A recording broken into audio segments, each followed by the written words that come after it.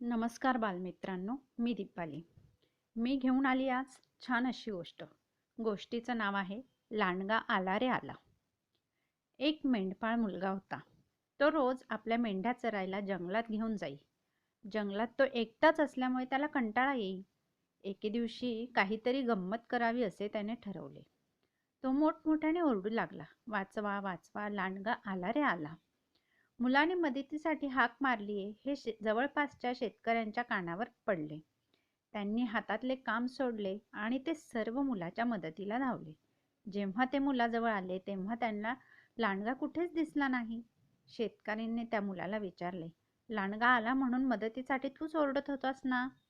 मुलगा हसला आणि म्हणाला, मी गंमत करत होतो, लांडगा आलाच नाही. शेतकरी त्या मुलाला रागावले आणि निघून गेले. दुसऱ्या दिवशी त्या मुलाने पुन्हा तीच गंमत केली. शेतकऱ्यांना पुन्हा एकदा त्रास झाला. काही दिवसानंतर एके दिवशी खरोखरच एक लांडगा आला. तो मेंढपाळ मुलगा झाडावर चढला. मदतीसाठी मोठमोठ्याने ओरडू लागला, परंतु त्याला मदत करायला कोणीच धावले नाही. तो मूर्ख मुलगा आपली गंमत करतोय असे सर्वांना वाटले. लांडग्याने बऱ्याच मेंढ्या मारल्या.